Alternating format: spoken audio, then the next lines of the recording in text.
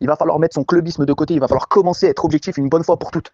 Quand je vois le classement de l'équipe sur les stades français, je le trouve honteux. Tu mets 20 en ferveur à l'OM, 18 à Saint-Étienne et 18 à Lens. La ferveur, tu ne vas pas la juger dans la victoire.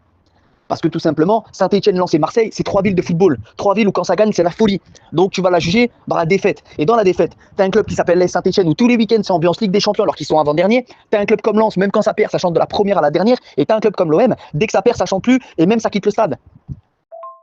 Parlons de l'ambiance du Vélodrome. L'ambiance du Vélodrome est totalement surcotée. On ne juge pas une ambiance par rapport au bruit, parce que bien évidemment le Vélodrome est le stade qui fait le plus de bruit en France. Mais bruit ne veut pas dire meilleure ambiance de France, parce que le problème du Vélodrome, c'est qu'il y a trop de groupes de supporters au sein du stade. Ça fait que c'est un brouhaha complet. Il y a un virage qui chante ça, un autre qui chante un autre chant, un autre qui chante un autre chant. Ça fait que c'est un brouhaha complet, aucun chant de coordonné à part le aux armes.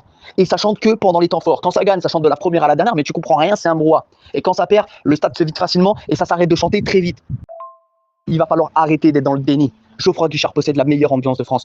Coordination des chants, 10 sur 10, les deux copes qui se renvoient les chants. Tu ne vois pas ça au Vélodrome. Les craquages sont exceptionnels à Geoffroy Guichard. Tu ne vois pas des craquages de cette sorte au Vélodrome. Et si je dois mettre une deuxième place en craquage, je mets la Brigade Loire qui fait de très très bons craquages. Marseille n'est même pas dans l'équation, que ce soit en craquage ou en coordination de chant. Le fait de chanter de la première à la dernière en cas de défaite, Marseille n'est même pas dans l'équation. Saint-Etienne et Lens, ça chante de la première à la dernière quand ça gagne et même quand ça perd. Après, le Vélodrome, quand ça gagne, ça chante de la première à la dernière, pas de souci, mais tu comprends rien car c'est un brouhaha complet.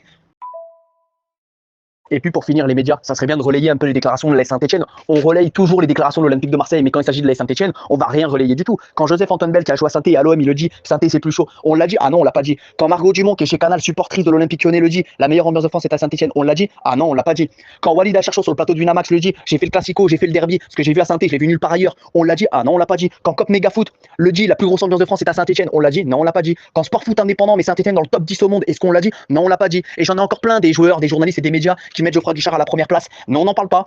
Parce que dans les médias français, on préfère parler que de l'OM, que du PSG. Mais des clubs, il y en a plein d'autres. L'AS Saint-Etienne, l'AS Monaco, le Racing Club de Lens, le LOSC, Toulouse, tout ce que vous voulez. Il n'y a pas que l'OM et Paris dans le football français. Il faut devenir un peu objectif et mettre son clubisme de côté. Rien vaut le chaudron en France.